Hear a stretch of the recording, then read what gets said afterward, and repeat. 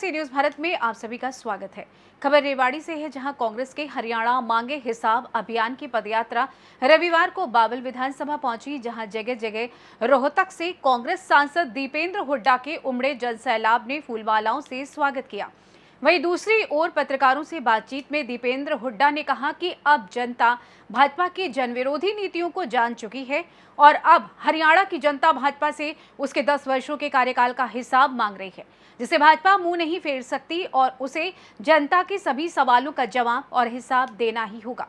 इस मौके पर गुरुग्राम से कांग्रेस के पूर्व प्रत्याशी राज बब्बर और रेवाड़ी विधायक चिरंजीव राव मुख्य रूप से मौजूद रहे। वहीं दीपेंद्र हुड्डा ने इस दौरान और क्या कुछ कहा, आप भी सुनिए। ये हमारा कांग्रेस पार्टी का एक अभियान, प्रदेश व्यापी अभियान हरियाणा मांगे हिसाब। 15 प्रश्न हमने बीजेपी सरकार के लिए 10 दिन पहले चंडीगढ़ प्रदेश कांग्रेस मुख्यालय से हमने प्रश्न बीजेपी सरकार के सामने रखे कि इन 15 सवालों का जवाब दे भाजपा सरकार। देश में सर्वाधिक बेरोजगारी हरियाणा में क्यों है? देश में सर्वाधिक महंगाई हरियाणा में क्यों है? देश में सर्वाधिक अपराध दर हरियाणा में क्यों है? सबसे ज्यादा भ्रष्टाचार और घोटालों की ये सरकार क्यों साबित हुई? सारे जन विरोधी पोर्टल और आईडियां, पहचान पत्र हरियाणा में क्यों आए? गुजरात में एक भी पोर्टल आईडी क्यों नहीं लागू हुई? अग्निवीर कौशल निगम के तहत पक्की नौकरी समाप्त होकर और कच्ची नौकरी की देश की राजधानी हरियाणा क्यों बना? सारी कच्ची नौकरी जिसमें बिना रिजर्वेशन बाबा साहब के संवैधानिक अधिकारों को हर वर्ग से छीनते हुए पक्की नौकरी का अधिकार और उस पक्की नौकरी में आरक्षण का अधिकार, इससे वंचित रखते हुए कच्ची नौकरी बिना रिजर्वेशन, बिना पेंशन, बिना मेरिट के हरियाणा को राजधानी बना दिया। वो क्यों बनाया? भाजपा काल क्यों किसान का काल बन गया? 750 किसानों की जान गई। दलित और पिछड़ों की इतनी घोर अपेक्षा, जैसे मैंने कहा कि भाई पक्की नौकरी समाप्त, आरक्षण का अधिकार उन नौकरियों में जो समाप्त होगी वो साथ समाप्त। जो गरीब की सारी स्कीम चल रही थी, 100 गज के प्लॉट की स्कीम, वजीफे की स्कीम, वो स्कीम समाप्त हो गई। खेलों में नंबर 1 हरियाणा, आज नशे में नंबर 1 हरियाणा क्यों बन गया? ये सारे, और हर वर्ग को सड़क पे क्यों आना पड़ा? आपने देखा कोई ऐसा वर्ग नहीं जो सड़क पे ना आए। स्कूलों को, बच्चों तक को 5000 स्कूल मर्ज और बंद हो गए। स्कूली बच्चों को, पहली दूसरी तीसरी क्लास के बच्चों को धरना देना पड़े तो किसी भी जन विरोधी सरकार का भी दिल पिघल सकता है, लेकिन इनका नहीं पिघला। बच्चों से लेकर और बेटियों तक जिनको जंतर मंतर पे धरना देना पड़ा, इनको घसीटवाना का काम सरकार ने किया। किसान से लेकर कर्मचारी तक और आड़ती से लेकर शिक्षकों तक, सरपंचों तक, कोई ऐसा वर्ग नहीं जिसको धरना ना देना पड़ा।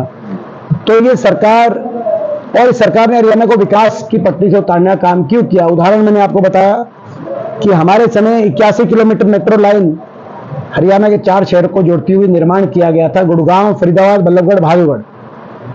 इस सरकार में एक खंबा भी मेट्रो का आगे क्यों नहीं बढ़ा? एक खंबा, हम नहीं कहते 1 किलोमीटर, हम नहीं कहते 1 इंच, हम कहते एक खंबा। 10 साल में ये मेट्रो जो नोएडा से ग्रेटर नोएडा पहुंच गई, 10 साल में ये MRTS, rapid metro, rapid rail transit system, जो गाजियाबाद से मेरठ पहुंच गया, जो अभी तक आज आ जाना चाहिए था, मानेसर होते हुए बावल आ जाना चाहिए था। IMT इसी रूपरेखा से IMT कांग्रेस की सरकार में हुड्डा साहब ने IMT यहाँ पे स्थापित कराने का काम किया था। ये मेट्रो का एक खंबा भी ये उदाहरण है, विकास की पटरी से उतर गया हरियाणा। तो ये हमारे सवाल है, आपके माध्यम से सवालों को हम लोगों के बीच में लेके जा रहे हैं। ये अभियान है, डोर टू डोर का अभियान है। मैं पदयात्रा के माध्यम से हर विधानसभा में इस अभियान को आगे बढ़ा रहा हूँ। ये एक बात बताओ, ये सभी कांग्रेस पार्टी के और हुड्डा साहब के खिलाफ क्यों बोल रहे हैं? ये लोग अपनी भी बात रखे। सांसद महोदय, आज PWD मिनिस्टर जो है उनसे हमारी बात हुई, उन्होंने ये कहा कि कांग्रेस अपने कामों का हिसाब देने की बजाय हमसे 10 साल के जो काम है उनका हिसाब मांग रही है। तो वो जो है पहले अपना तो दें। देखिए, ये हमारी ये जो अभियान जब से शुरू हुआ है, भाजपा को बड़ी तिलमिलाहट हो रही है। 10 साल प्रदेश को बर्बादी के कगार पे ले आए ये लोग, और प्रदेश की जनता इनसे हिसाब मांग रही है, और ये कह रहे हम हिसाब नहीं देंगे। तो इस बारे में तो हम यही कह सकते हैं कि जो मंत्री जी जिनकी बात आप कर रहे हैं वो बावल का भी हिसाब दें। आज बावल में इतनी दुर्दशा क्यों है? आज जिस महकमे के मंत्री हैं, आज सड़कों का हाल देखो, आज वाटर सप्लाई का हाल देखो, दूषित पानी आ रहा है, पानी की निकासी की परिस्थितियां देखो बावल में। आप वाटर सप्लाई देखो, कितने खोल ब्लॉक के मैं गाँव आपको गिनवा दूं यहाँ पानी नहीं आ रहा। बावल में आईएमटी कांग्रेस सरकार ने बनाई थी कि यहाँ पर हुड्डा सरकार ने कि यहाँ पे आईएमटी बने, एक बड़ा औद्योगिक केंद्र बने बावल, जैसे गुड़गांव मानेसर है। लेकिन 10 साल में कोई इंडस्ट्री आई हो तो आप बता दो। हार्ले डेविडसन की, एटलस की कितनी फैक्ट्रियां बंद हो गई या दूसरे प्रदेशों में चली गई यहाँ से, जो हमारे समय आई थी। हाँ, एम्स का आप देखो, 10 साल केवल घोषणाएं करी, काम क्या किया एम्स पे आप वो बताओ। 10 साल में बना होगा आप एम्स देखो। हमारे समय आपको याद होगा सब डिवीजन बनने की जब बात आई, लोगों ने मांग करी, हुड्डा साहब ने घोषणा करी, शाम तक एसडीएम आ गया था जिस दिन घोषणा हुई। यहाँ सब डिवीजन छोड़ो, तहसील छोड़ो, सब तहसील बने, ठीक है की बिल्डिंग की रिपेयर की क्या व्यवस्था बताओ। आज वो जो मंत्री हैं वो पहले बावल का हिसाब दें, उन्होंने बावल के लिए क्या काम किया वो बताएं। लोगों ने उनको मौका दिया है, क्या लोग उनसे काम ही नहीं पता पूछ सकते बावल के कि बावल में क्या काम किया है? तो मैं समझता हूँ जो है मंत्री जी पहले अपना हिसाब दें सर, तो अच्छा होगा। आपको ध्यान होगा कि सरकार ने ये घोषणा की थी कि स्थानीय उद्योगों में 75% स्थानीय युवाओं को रोजगार मिलेगा। जहाँ बैठे हैं ये औद्योगिक क्षेत्र है, कितना स्थानीय लोगों को रोजगार मिला इसका क्या? वो बाटला साहब आपको पता है, उत्तर भी आपको पता है। इनकी 100 बात की बात ये है, ये प्रदेश के लोग भी समझेंगे, आप भी समझोगे जो मैं कह रहा हूँ।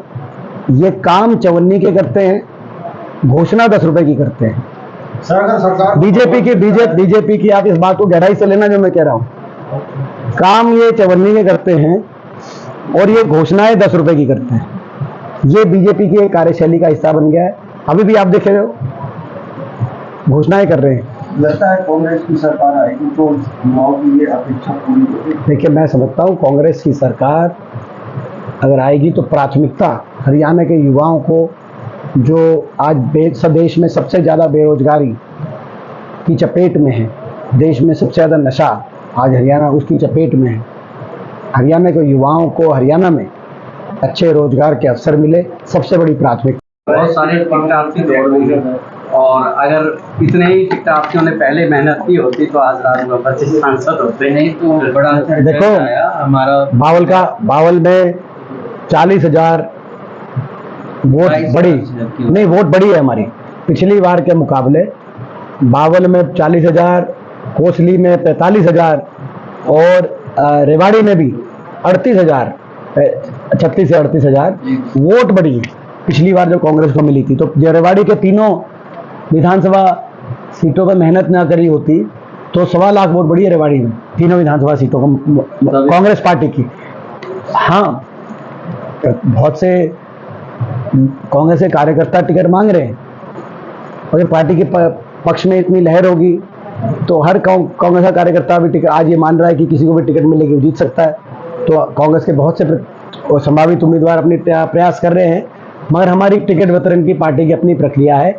ये भी यही दर्शाता है कि क्या स्थिति है कि आने वाले समय में सरकार बनती है, बहुमत मिलता है तो मुख्यमंत्री चेहरा कौन होगा? देखिए, सरकार कांग्रेस की प्रचंड बहुमत से बनने जा रही है।